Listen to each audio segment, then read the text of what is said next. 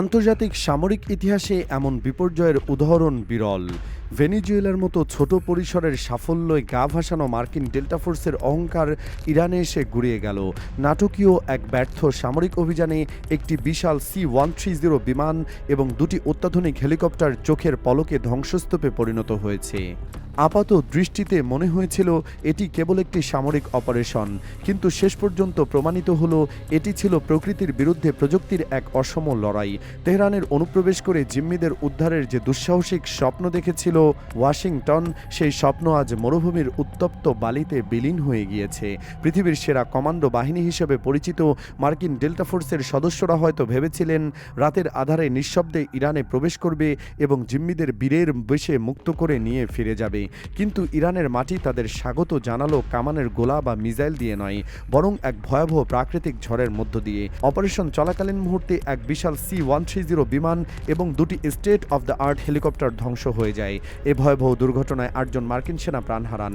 বাকি কমান্ডোরা জীবন বাঁচাতে লেজ গুটিয়ে পালাতে বাধ্য হন। এই ঘটনা আমেরিকা নামক বিশ্ব সুপার পাওয়ারের দম্ভকে ইরানের মরুঝড়ের কাছে নতজানু করে দিল, যা ইতিহাসের পাতায় এক জ্বলজ্বন্ত উদাহরণ সৃষ্টি করে। এখানে কোনো মিসাইল আঘাত হানেনি, ইরানের কোনো যুদ্ধবিমান বাধা দেয়নি, প্রকৃতি নিজেই যেন আমেরিকার বিরুদ্ধে যুদ্ধ ঘোষণা করেছিল। কিন্তু প্রশ্ন হলো, বিশ্বের সবচেয়ে চৌকস কমান্ডো বাহিনী ডেল্টা ফোর্স কেন ইরানের প্রত্যন্ত মরুভূমিতে এসে এমন মর্মান্তিকভাবে ব্যর্থ হলো? তাদের প্রতিটি ধাপে নিখুঁতভাবে সাজানো পরিকল্পনা কেন তাসের ঘরের মতো ভেঙে পড়ল? পরিকল্পনায় সামান্যতম ত্রুটি না থাকা সত্ত্বেও কেন একের পর এক মার্কিন হেলিকপ্টার যান্ত্রিক ত্রুটিতে অচল হয়ে পড়ল? আমেরিকার প্রযুক্তির যে গর্ব, তা কি সত্যি ইরানের মাটিতে এসে অসার প্রমাণিত হলো? মার্কিন বিমান এবং হেলিকপ্টারের মধ্যে যে সংঘর্ষ ঘটল, তাকে এমন ভয়াবহ পরিস্থিতি তৈরি করেছিল যা পুরো অপারেশনকে আগুনের কুণ্ডলিতে পরিণত করে। কেন কমান্ডোদের পালানোর পথও শেষ পর্যন্ত বন্ধ হয়ে গিয়েছিল? এই মিশনের ব্যর্থতার পেছনে কি কোনো দৈবশক্তি কাজ করেছিল, নাকি এটি ছিল আমেরিকার চরম গোয়েন্দা ব্যর্থতা এবং সামরিক অদূরদর্শিতার ফল? কেন ওয়াশিংটন বুঝতে ব্যর্থ হলো যে ইরান কোনো সাধারণ দেশ নয়, বরং এমন এক ভূখণ্ড যেখানে নিয়তের নিজস্ব পরিকল্পনা কাজ করে? এই সমস্ত জটিল প্রশ্নের উত্তর জানতে হলে আমাদের মরুভূমির সেই ভয়ঙ্কর রাতে ফিরে যেতে হবে। এই ঘটনার সূত্রপাত হয়েছিল তেহরানে অবস্থিত মার্কিন দূতাবাসের কর্মীদের জিম্মি সংকটকে কেন্দ্র করে। কূটনৈতিক স্তরে দীর্ঘ প্রচেষ্টার পরেও আমেরিকা যখন বন্দীদের মুক্তি দিতে ব্যর্থ হলো, তখন প্রেসিডেন্ট সামরিক পথে হাঁটার সিদ্ধান্ত নেন। কিন্তু বন্দীকে যদিও ছেড়ে দেওয়া হয়েছিল, কিন্তু বাকিদের ফেরত দিতে ইরান স্পষ্টভাবেই অস্বীকৃতি জানায়। এই পরিস্থিতিতে সামরিক হস্তক্ষেপকেই একমাত্র সমাধান হিসেবে দেখতে শুরু করে আমেরিকা। তারা সিদ্ধান্ত নেয় তাদের সবচেয়ে চৌকস এবং প্রশিক্ষিত বাহিনী ডেল্টা ফোর্সকে ব্যবহার করে এক চরম দুঃসাহসিক উদ্ধার অভিযান চালানো হবে। পেন্টাগনের সামরিক জেনারেলরা টেবিলে ইরানের ভূরাজনৈতিক মানচিত্র বিছিয়ে অত্যন্ত নিখুঁতভাবে এক ছক কষেন। কাগজে কলমে এই পরিকল্পনাকে অবৈধ মনে হয়েছিল। পরিকল্পনা ছিল রাতের অন্ধকারে হেলিকপ্টারগুলো অত্যন্ত নিচু দিয়ে উড়ে ইরানের আকাশসীমায় প্রবেশ করবে। ইরানের রাডার এবং নজরদারি ব্যবস্থাকে ফাঁকি দিয়ে মরুভূমির এক অত্যন্ত গোপন স্থানে তারা অবতরণ করবে। সেই স্থান থেকে দ্রুত তেহরানে প্রবেশ করে বন্দীদের উদ্ধার করে আবার নিরাপদে ফিরিয়ে নিয়ে আসা হবে। আমেরিকা তাদের প্রযুক্তির উৎকর্ষ এবং কমান্ডোদের অবিশ্বাস্য দক্ষতার উপর সম্পূর্ণ আস্থা রেখেছিল। তারা বিশ্বাস করেছিল তাদের প্রশিক্ষিত বাহিনী এই অসম্ভবকে সম্ভব করে তুলবে। কিন্তু তারা সম্ভবত ভুলে গিয়েছিল সামরিক পরিকল্পনার চেয়েও অনেক বড় শক্তি হলো নিয়তি। গভীর রাতে শুরু হয় সেই অপারেশন, যার কোড নাম ছিল ঈগল ক্ল। মোট 8টি অত্যাধুনিক C-21 হেলিকপ্টার এবং C-130 হারকিউলিস পরিবহন বিমান ইরানের সীমান্তের দিকে রওনা দেয়। তাদের প্রথম গন্তব্য ছিল ইরানের প্রত্যন্ত মরুভূমির একটি নির্দিষ্ট স্থান, যার সাংকেতিক নাম দেওয়া হয় ডিজার্ট 1।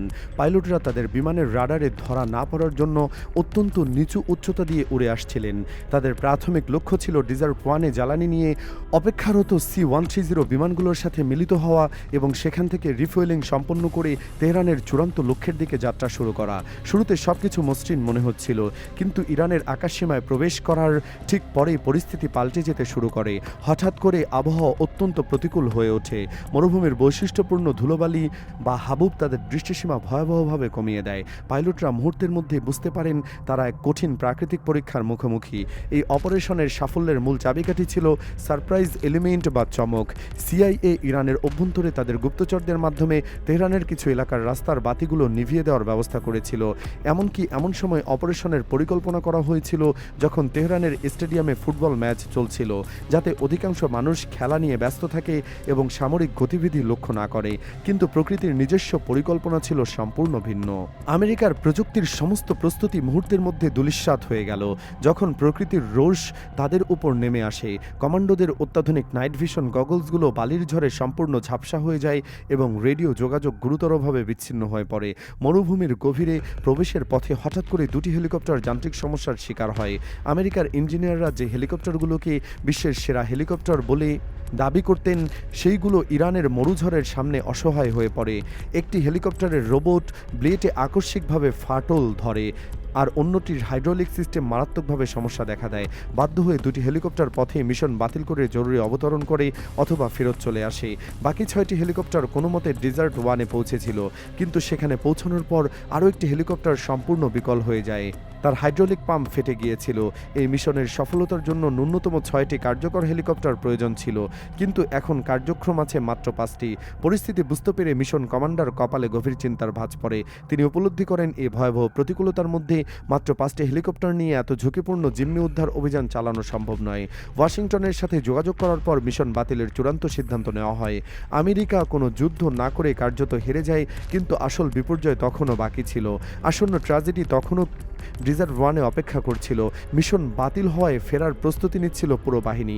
অন্ধকার মরুভূমির বালু তখন প্রবল বেগে উঠছিল, দৃশ্যমানতা বা ভিজিবিলিটি প্রায় শূন্যের কোঠায়। এমন সময় একটি হেলিকপ্টার রিফুয়েলিং করার জন্য অপেক্ষারত C-130 বিমানের দিকে এগোচ্ছিল। হঠাৎ করে ধূলিঝড়ের তীব্রতায় পাইলট দিক হারিয়ে ফেলেন। হেলিকপ্টারের পাখা বা রোটর ব্লেড সজোরে আঘাত হানে দাঁড়িয়ে থাকা C-130 বিমানের ডানায়। মুহূর্তের মধ্যে বিকট শব্দে বিস্ফোরণ। আগুনের এক বিশাল কুণ্ডলী রাতের আকাশকে দিনের মতো আলোকিত করে তোলে। হেলিকপ্টার এবং C-130 বিমান দাউ দাউ করে জ্বলতে থাকে। ভেতরে থাকা সেনারা বের হয়ে আসারও সামান্য সুযোগও পাননি। আগুনের লেলিহান শিখা তাদের মুহূর্তের মধ্যেই গ্রাস করে নেয়। মরুভূমির বুকে তখন সৃষ্টি হয় এক ভয়াবহ নরককুণ্ড, যেখানে আমেরিকার অহংকার পুড়ে ছাই হয়ে যাচ্ছিল। আগুন নিভানোর পর যে দৃশ্য দেখা যায় তা ছিল আরও মর্মান্তিক। 8 জন মার্কিন সেনা ঘটনাস্থলে নিহত হয়েছেন। তাদের শরীরের এতটাই পুড়ে গিয়েছিল যে শনাক্ত করা প্রায় অসম্ভব হয়ে পড়ে। আহত হয়েছিলেন আরও অনেকে। যে কমান্ডোরা বন্দীদের উদ্ধার করতে এসেছিলেন, এখন তাদেরই সহযোদ্ধাদের লাশ উদ্ধার করতে হচ্ছে। বাকি সেনারা মানসিকভাবে চরমভাবে ভেঙে পড়েছিলেন। জীবন বাঁচানোর তাড়নায় তারা তাদের সহযোদ্ধাদের লাশ এবং পোড়া বিমান ফেলে রেখে অন্য বিমানে করে চরম তাড়াহুড়োর মধ্যে পালিয়ে যান। ইরানের মাটিতে পড়ে রইল আমেরিকার প্রযুক্তির ধ্বংসাবশেষ। গোপন নথিপত্র, ম্যাপ, অস্ত্র সবকিছুই তারা ফেলে যেতে বাধ্য হন। এই তড়িঘড়ি পলায়ন আমেরিকার সামরিক ইতিহাসে এক কলঙ্কজনক অধ্যায় হিসেবে চিহ্নিত। পালিয়ে যাওয়ার চরম তাড়াহুড়োর মধ্যে মার্কিন বাহিনী শুধু তাদের সহযোদ্ধাদের লাশই ফেলে যায়নি, তারা ফেলে গিয়েছে 5টি সম্পূর্ণ অক্ষত C-30 হেলিকপ্টার এবং অপারেশনের জন্য অতি গুরুত্বপূর্ণ নথিপত্র। এই মারাত্মক ভুল আমেরিকার জন্য ভবিষ্যতে আরও বড় বিপদ ডেকে আনে। ইরানের রেভলিউশনারি গার্ড IRGC পরবর্তীতে এই হেলিকপ্টারগুলোকে জব্দ করে এবং আমেরিকার গোপন সামরিক প্রযুক্তি তাদের হাতে চলে আসে। যে নথিপত্রগুলো CIA-এর এজেন্টদের পরিচয় গোপন রাখার কথা ছিল, সেগুলো ইরানের গোয়েন্দাদের টেবিলে খোলা বইয়ের মতো পড়ে থাকে। এই ইন্টেলিজেন্স ডিজাস্টার বা গোয়েন্দা বিপর্যয় আমেরিকার মধ্যপ্রাচ্যের নেটওয়ার্ককে দীর্ঘদিন পঙ্গু করে দিয়েছিল। পরদিন সকালে ইরানি বাহিনী যখন ঘটনাস্থলে পৌঁছায়, তখন তারা বিস্ময়ে হতবাক হয়ে যায়। তাদের কোনো গুলি খরচ করতে হয়নি, কোনো মিসাইল ব্যবহার করতে হয়নি, অথচ শত্রুপক্ষ নিজেরাই নিজেদের ধ্বংস করে পালিয়ে গেছে। ইরান এই ঘটনাকে ঈশ্বরের সাহায্য বা দৈব হস্তক্ষেপ বলে অভিহিত করে। আবাবিল পাখির মতো বালুকণাগুলো আব্রাহার বাহিনীকে ধ্বংস করে দিয়েছে। এই ঘটনা ইরানের জনগণের মনোবলকে আকাশচুম্বী করে তোলে। তারা বুঝতে পারে আমেরিকা যতই শক্তিশালী হন না কেন, তাদের হারানো অসম্ভব নয়।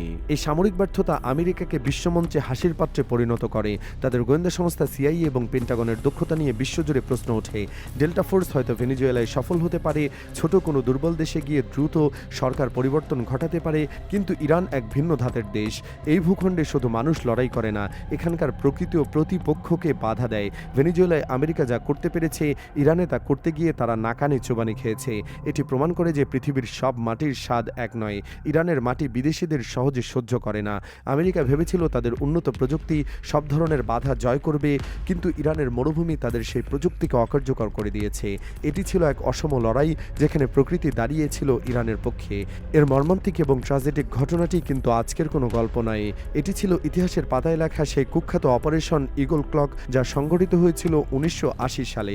ভেনেজুয়েলায় সামরিক সক্ষমতা দেখাতে পারলেও 46 বছর আগে ইরানের মরুভূমিতে ডেল্টা ফোর্স যে কঠোর শিক্ষা পেয়েছিল তা তারা আজও ভুলতে পারেনি। সেই 8 জন সেনার মৃত্যু এবং মিশনের ব্যর্থতার পরও আজও পেন্টাগনের বুকে এক কাঁটা হয়ে বিঁধে আছে। ইতিহাস বারবার ফিরে আসে। আমেরিকা যদি অতীত ভুলে গিয়ে আবারও একই ভুল করার চেষ্টা করে, তবে তাদের পরিণতি 1980 সালের মতোই হতে পারে। ইরানের আকাশ এবং মাটি আজও বিদেশি আগ্রাসনের জন্য এক দুর্ভেদ্য দুর্গ হিসেবে দাঁড়িয়ে আছে।